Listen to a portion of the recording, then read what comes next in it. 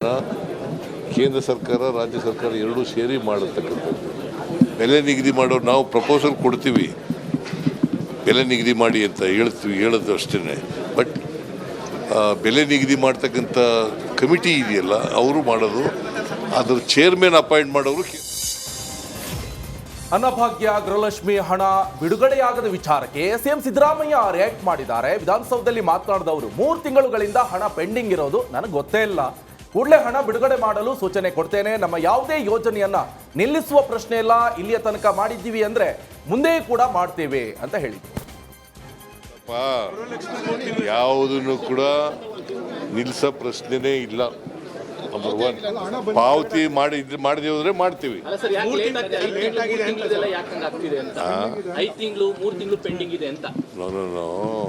ನನಗೆ ಗೊತ್ತಿಲ್ಲ 3 ತಿಂಗಳಿಂದ ಪೆಂಡಿಂಗ್ ಇರೋದು ಗೊತ್ತಿಲ್ಲ. ಕೂಡಲೇ ಅನ್ನಭಾಗ್ಯ ಹಣ ವಿಳಂಬಕ್ಕೆ ಸಚಿವ ಮುನಿಯಪ್ಪ ಪ್ರತಿಕ್ರಿಯೆ ನೀಡಿದ್ದಾರೆ. ದೊಡ್ಡಬಳ್ಳಾಪುರದಲ್ಲಿ ಮಾತನಾಡಿದ ಅವರು, ಕೇವಲ 2 ತಿಂಗಳ ಹಣ ಮಾತ್ರ ಬಾಕಿ ಇದೆ. ಇಷ್ಟು ದಿನ 2 ತಿಂಗಳಿಗೆ 1 ಬಾರಿ ಹಣ ಹಾಕ್ತಿದ್ವಿ, ಇದೀಗ ಪ್ರತಿ ತಿಂಗಳು ಹಣ ಹಾಕೋದಕ್ಕೆ ಏರ್ಪಾಡು ಮಾಡ್ತೀವಿ ಅಂತ. 2 ತಿಂಗಳದ್ದು ನಾವು ಕೊಡಬೇಕು, ಅದನ್ನು ಕೂಡ ಹಾಕ್ತಾ ಇದ್ದೀವಿ.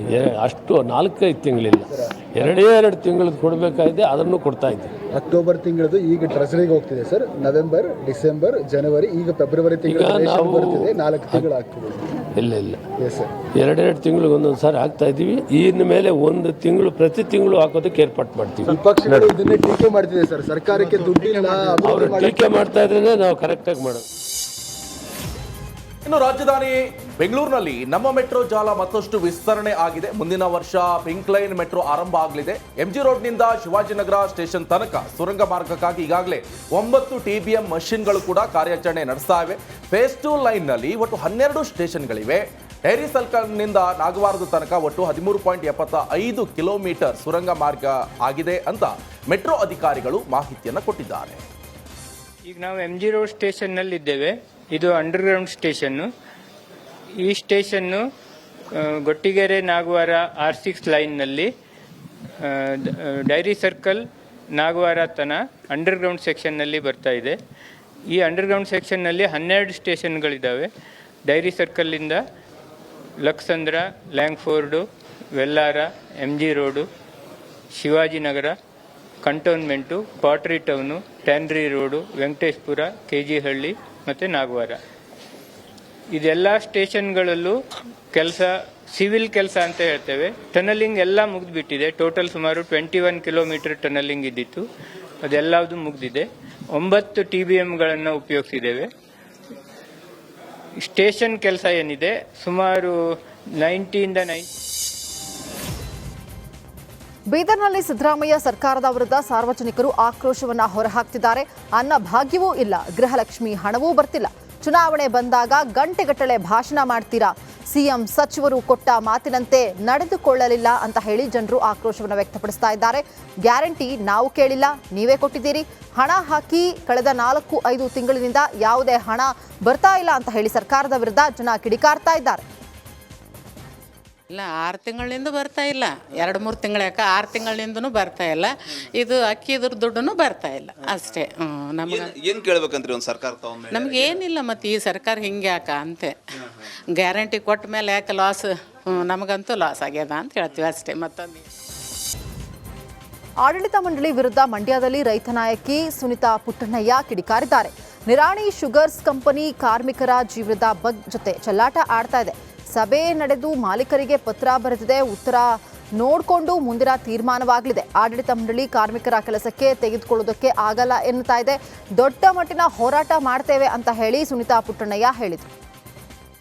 ಮ್ಯಾನೇಜ್ಮೆಂಟ್ ಏನು ಹೇಳ್ತಾ ಇದೆ ಅಂದರೆ, ಈಗ ನಾವು ತಗೊಳ್ಳಲ್ಲ ಅಂತ ಪರ್ಮಿಷನ್ ಇಲ್ಲ, ಅವಶ್ಯಕತೆ ಇಲ್ಲ, ನಮಗೆ ಕೆಲಸ ಕಡಿಮೆ ಇದೆ, ಇನ್ನು 6 ತಿಂಗಳವರೆಗೆ ಕಾಯಬೇಕು ಅಂತ ಹೇಳ್ತಾ ಇದ್ದಾರೆ. ಆದರೆ ಈಗ ಆ ರೀತಿ ಆದರೆ ಈಗ ಮೇಲೆ ಒಬ್ಬರು ಹತ್ತಿದ್ದಾರೆ, ನಿಮಗೆ ಗೊತ್ತಿರ್ಬೋದು, ಜೀವದ ಜೊತೆ ಆಟ ಆಡ್ತಾ ಇದ್ದಾರೆ. ಅದರಿಂದ ಈಗ ಏನಾಗಿದೆ ಅಂದರೆ DRಗೆ ಮತ್ತೆ ಅವ್ರಿಗೆ ಮ್ಯಾನೇಜ್ಮೆಂಟ್ಗೆ ಒಂದು ಲೆಟ್ರನ್ನ ಹಾಕೋಕ್ಕೆ ಹೇಳಿದ್ದೀವಿ. ಈಗ ಅವರು ಅಲ್ಲಿಂದ ಏನು ಉತ್ತರ ಬರುತ್ತೆ ಬಂದ ನಂತರ ಈಗ ಅವರು ತಕ್ಷಣ ಈಗ ಫ್ಯಾಕ್ಸ್ ಮಾಡಿ ಅಂತ ಹೇಳಿದ್ವಿ. ಅಲ್ಲಿಂದ ಉತ್ತರ ಬಂದ ಮೇಲೆ ನಾವು ಏನು ತೀರ್ಮಾನ ತಗೋತೀವಿ. ದೊಡ್ಡ ಮಟ್ಟದಲ್ಲಿ ಇದು ಈಗ ಕಾರ್ಮಿಕರೆಲ್ಲ ಹೇಳ್ತಾ ಇದ್ದಾರೆ, ಇಲ್ಲ ಅವ್ರನ್ನೆಲ್ಲ ಮ್ಯಾನೇಜ್ಮೆಂಟ್ ಕಳಿಸಿ ಬೀಗ ಹಾಕಿ ಲಾಕ್ಡೌನ್ ಮಾಡೋಣ ಅಂತ ಹೇಳ್ತಾ ಇದ್ದಾರೆ. ತಕ್ಷಣಕ್ಕೆ ಅದನ್ನೇನು ನಾವು ಮಾಡೋಕ್ಕಾಗಲ್ಲ. ಯಾಕಂದರೆ ಅಲ್ಲಿಂದ ಉತ್ತರ ಬಂದ ಮೇಲೆ ನೀವು ಮುಂದೆ ಏನು ಮಾಡಬೇಕೋ ದೊಡ್ಡ ಪಿಎಸ್ಎಸ್ಕೆ ಕಾರ್ಖಾನೆ ಕಾರ್ಮಿಕ ಚಿಮಣಿಯೇರುವ ವಿಚಾರಕ್ಕೆ ಮಂಡ್ಯದ ಪಾಂಡವಪುರ ತಹಶೀಲ್ದಾರ್ ಸಂತೋಷ್ ಪ್ರತಿಕ್ರಿಯೆ ಕೊಟ್ಟಿದ್ದಾರೆ. ಕಾರ್ಮಿಕರು ರೈತರು ಆಡಳಿತ ಮಂಡಳಿ ಜೊತೆ ಸಭೆ ನಡೆಸಿದ್ದೇವೆ. ಕಾರ್ಮಿಕರು ಕೋರ್ಟ್ ಆದೇಶವನ್ನ ಜಾರಿ ಮಾಡುವಂತೆ ಒತ್ತಾಯ ಮಾಡ್ತಿದ್ದಾರೆ. ಹಿಂದೆಯೂ ಕೂಡ ಇದೇ ಕೋರ್ಟ್ ಆದೇಶ ಜಾರಿ ಮಾಡುವಂತೆ ಸಹಕಾರ ಕೂಡ ಇಲಾಖೆ ಉಪನಿಬಂಧಕರು ತಿಳಿಸಿದ್ರು. ಆದರೂ ಕೂಡ ಕಾರ್ಖಾನೆ ಆಡಳಿತ ಮಂಡಳಿ ಕೋರ್ಟ್ ಆದೇಶ ಪಾಲನೆ ಮಾಡಿಲ್ಲ ಅಂತ ಹೇಳಿದ್ರು. ಆದರೂ ಕೂಡ ಪಾಲನೆ ಮಾಡದೇ ಇದ್ರೆ ಅವರ ಮೇಲೆ ಕ್ರಮ ತೆಗೆದುಕೊಳ್ಳುತ್ತಾರೆ ಅಂತ ತಿಳಿಸಿದ್ದಾರೆ. ಈಗ ತಾಲೂಕು ಆಡಳಿತ ಮತ್ತು ಪೊಲೀಸ್ ಇಲಾಖೆ ಮತ್ತು ರೈತ ಸಂಘದ ನಾಯಕರುಗಳು ಮತ್ತು ಇಲ್ಲಿ ಏನು ಕೆಲಸ ಮಾಡ್ತಾ ಇರ್ತಕ್ಕಂಥ ಎಲ್ಲ ನೌಕರರ ಪ್ರತಿನಿಧಿಗಳು ಬಂದು ಅಲ್ಲಿ ಭಾಗವಹಿಸಿ ಸಭೆಯನ್ನು ಮಾಡಿದ್ವಿ. ಅವರ ಇಂಟೆನ್ಷನ್ ಕೋರ್ಟ್ ಆರ್ಡ್ರನ್ನ ಜಾರಿ ಮಾಡಿ ಅಂತೇಳಿ ಅವ್ರು ಕೇಳ್ಕೊತಾ ಇದ್ದಾರೆ. ಇಲ್ಲಿ ಎಮ್ ಡಿ ಅವರು ಕೂಡ ಬಂದು ಹೇಳಿದ್ದಾರೆ. ಈಗ ಮೊದಲು ಈಗಾಗಲೇ ಕೋರ್ಟ್ ಆರ್ಡ್ರನ್ನ ಜಾರಿ ಮಾಡೋದಕ್ಕೆ ಎಮ್ ಡಿ ಅವರು ಡೈರೆಕ್ಷನ್ ಕೊಟ್ಟಿದ್ದರು, ಅದನ್ನು ಇನ್ನೂ ಅವ್ರು ಪಾಲನೆ ಮಾಡಿಲ್ಲ ಅಂತ ಹೇಳಿದ್ದಾರೆ. ಅದಕ್ಕೆ ಈಗ ಏನು ಮಾಡೋದಂತೆ, ಮೊದಲು ಆ ವ್ಯಕ್ತಿನ ಸುರಕ್ಷಿತವಾಗಿ ಕೆಳಕ್ಕೆ ಇಳಿಸೋ ನಿಟ್ಟಿನಲ್ಲಿ ಎಮ್ ಡಿ ಅವರು ಕಾರ್ಖಾನೆಯವರಿಗೆ ಒಂದು ಲೆಟ್ರನ್ನ ಬರೆದು ಹಿಂದೆ ನಾವು ಕೊಟ್ಟಿರ್ತಕ್ಕಂಥ ಡೈರೆಕ್ಷನ್ ಬಗ್ಗೆ ಮತ್ತು ಕೋರ್ಟ್ ಆರ್ಡ್ರ್ ಬಗ್ಗೆ ಇನ್ನೂ ಇಂಪ್ಲಿಮೆಂಟ್ ಆಗಿಲ್ಲ. ತುಮಕೂರಿನ ಪಾವಗಡ ತಾಲೂಕಿನ ನಾಗೇನಹಳ್ಳಿ ಗ್ರಾಮದಲ್ಲಿ ಬೇಸಿಗೆ ಆರಂಭದಲ್ಲೇ ಕುಡಿಯುವ ನೀರಿಗೆ ಹಾಹಾಕಾರ ಶುರುವಾಗಿದೆ.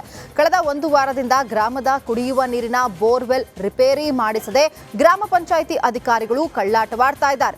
ರಿಪಬ್ಲಿಕ್ ಕನ್ನಡದಲ್ಲಿ ಸುದ್ದಿ ಬಿತ್ತರವಾದಂತಹ ಬೆನ್ನಲ್ಲೇ ಅಧಿಕಾರಿಗಳು ಎಚ್ಚೆತ್ತುಕೊಂಡಿದ್ದಾರೆ. ಸುದ್ದಿ ಬಿತ್ತರಗೊಂಡಂತಹ ಕೆಲವು ಗಂಟೆಗಳಲ್ಲಿ ಗ್ರಾಮದ ಬೋರ್ವೆಲ್ ರಿಪೇರಿ ಮಾಡಿದ್ದಾರೆ. ಮನೆ ಬಾಗಿಲಿನಲ್ಲಿರುವಂತಹ ಕೊಳಾಯಿಯಲ್ಲಿ ಗ್ರಾಮಸ್ಥರು ನೀರು ತುಂಬಿಸಿಕೊಂಡಿದ್ದಾರೆ. ಹಾವೇರಿ ನಗರಕ್ಕೆ ಇಂದು ಇಂಧನ ಸಚಿವ ಕೆಜೆ ಜಾರ್ಜ್ ಭೇಟಿಯನ್ನು ಕೊಟ್ಟಿದ್ದಾರೆ. ಆರಂಭದಲ್ಲೇ ಸಚಿವ ಕೆಜೆ ಜಾರ್ಜ್ಗೆ ರೈತರಿಂದ ಪ್ರತಿಭಟನೆ ಬಿಸಿ ಕೂಡ ತಟ್ಟಿದೆ. ವಿದ್ಯುತ್ ಕಡಿತ ಸೇರಿ ವಿವಿಧ ಬೇಡಿಕೆಗೆ ಆಗ್ರಹಿಸಿ ರೈತರು ಪ್ರತಿಭಟನೆ ನಡೆಸಿದ್ರು. ಇನ್ನು ಪ್ರತಿಭಟನಾಕಾರರನ್ನ ಕಂಡು ಸ್ಥಳಕ್ಕೆ ಆಗಮಿಸಿ ಸಚಿವ ಕೆಜೆ ಜಾರ್ಜ್ ಮನವಿಯನ್ನು ಸ್ವೀಕಾರ ಮಾಡಿದ್ದು ಶೀಘ್ರದಲ್ಲೇ ಸಮಸ್ಯೆ ಬಗೆಹರಿಸುವುದಾಗಿ ಕೆಜೆ ಜಾರ್ಜ್ ಭರವಸೆ ಕೊಟ್ಟಿದ್ದಾರೆ. ಸಮರ್ಪಕ ಉದ್ಯೋಗ ಖಾತ್ರಿ ಕೆಲಸ ನೀಡುವಂತೆ ಹಾಗೂ ಮೈಕ್ರೋ ಫೈನಾನ್ಸ್ ಹಾವಳಿಯನ್ನು ತಪ್ಪಿಸಿ ಸರ್ಕಾರದಿಂದ ರೈತರಿಗೆ ಸಾಲ ಸೌಲಭ್ಯ ನೀಡುವುದು ಸೇರಿದಂತೆ ವಿವಿಧ ಬೇಡಿಕೆ ಈಡೇರಿಕೆಗೆ ಆಗ್ರಹಿಸಿ ಕಲಬುರಗಿಯಲ್ಲಿ ಬೃಹತ್ ಪ್ರತಿಭಟನೆ ನಡೆಸಲಾಯಿತು. ಉದ್ಯೋಗ ಖಾತ್ರಿ ಕಾಯಕ ಜೀವಿಗಳ ಸಂಘಟನೆಯ ನೇತೃತ್ವದಲ್ಲಿ ನಗರದ ಜಿಲ್ಲಾ ಪಂಚಾಯತ್ ಕಚೇರಿಯ ಎದುರು ಪ್ರತಿಭಟನೆ ನಡೆದಿದೆ. ಉದ್ಯೋಗ ಖಾತ್ರಿ ಕಾರ್ಮಿಕರು ಹಾಗೂ ಮಹಿಳೆಯರು ಸರ್ಕಾರದ ವಿರುದ್ಧ ಘೋಷಣೆಯನ್ನ ಕೂಗಿ ಆಕ್ರೋಶವನ್ನ ವ್ಯಕ್ತಪಡಿಸಿದರು. ಪಟ್ಟಣದೊಳಗೂ ಮೈಕ್ರೋ ಫೈನಾನ್ಸ್ ಸಮಸ್ಯೆ ನೀವು ಸರ್ಕಾರದವರು ಬ್ಯಾಂಕಿನ ಮೂಲಕ ನಮ್ಗೆ ತಿಳಿದಷ್ಟು ಸಾಲ ಕೊಟ್ಟರೆ ನಾವು ಪ್ರೈವೇಟ್ ಮೈಕ್ರೋ ಫೈನಾನ್ಸ್ ಅವ್ರ ಬಳಿ ಹೋಗಿ ನಮ್ಗೆ ಸಾಲ ಮಾಡಲ್ಲ ನಾವು. ಆದ್ರೆ ನೀವು ನಮ್ಗೆ ರೊಕ್ಕ ಹ್ಯಾಂಗ ಬರಬೇಕು ಬಡವರಲ್ಲಿ ಅಂತ ನೀವು ಯೋಚನೆ ಮಾಡಬೇಕು. ಬೆಟ್ಟಕ್ಕೆ ಆಂಧ್ರ ಪ್ರದೇಶದ ನಟಿ ಹಾಗೆ ಮಾಜಿ ಸಚಿವೆ ರೋಜಾ ಭೇಟಿಯನ್ನ ನೀಡಿದ್ರು. ಇನ್ನು ಚಾಮುಂಡಿ ತಾಯಿಗೆ ನಟಿ ರೋಜಾ ವಿಶೇಷ ಪೂಜೆಯನ್ನು ಸಲ್ಲಿಸಿದ್ರು. ಚಾಮುಂಡಿ ಬೆಟ್ಟದ ದೇವಾಲಯದ ಮುಂದೆ ನಿಂತು ನಟಿ ರೋಜಾ ಫೋಟೋವನ್ನ ತೆಗೆಸಿಕೊಂಡ್ರು.